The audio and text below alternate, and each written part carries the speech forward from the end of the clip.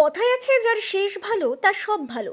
আর এই কথাকে মাথায় রেখে মাধ্যমিক পরীক্ষার শেষ দিনে চমক দিতে দেখা গেল বীরভূম জেলা তৃণমূলকে। বীরভূম জেলা তৃণমূলের তরফে মাধ্যমিক পরীক্ষার শেষ দিনে পরীক্ষার্থীদের হাতে তুলে দেওয়া হলো গোলাপ থেকে চকলেট সহ বিভিন্ন জিনিসপত্র।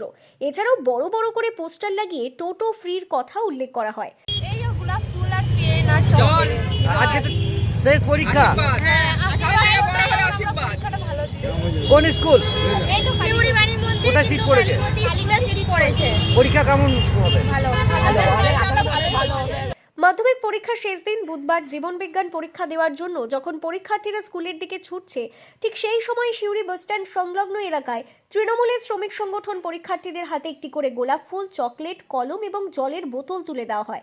আপনারা জানেন আমরা প্রত্যেক বছর মাধ্যমিক পরীক্ষার প্রথম পরীক্ষা থেকে শেষ পরীক্ষা অবধি আমরা বীরভূম জেলা তৃণমূল শ্রমিক কংগ্রেসের পক্ষ থেকে পেন, জল এবং দুটো ফ্রি করি।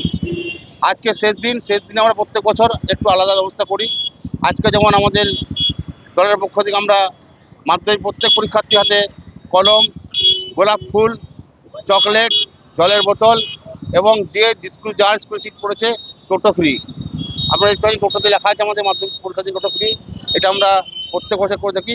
এবছরও প্রত্যেক বছর এই বছর আমরা সেই প্রোগ্রাম করে আসছি। এছাড়াও তাদের তরফ থেকে 30টি টোটো বিনামূল্যে পরিষেবা দেওয়ার জন্য রাখা হয়, যাতে করে পরীক্ষা কেন্দ্রে পৌঁছতে পরীক্ষার্থীদের কোনো রকম অসুবিধা না হয়।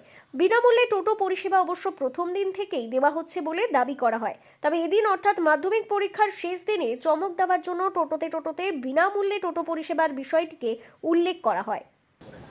আমরা প্রথম দিন থেকে ফ্রি দিই। তা আজকে খাস করে চিঠি লাগাইলাম যেন সবাই জানতে পারে যে হ্যাঁ মাধ্যমিক ফ্রি দিয়েছে টোটো আমাদের স্ট্যান্ড থেকে।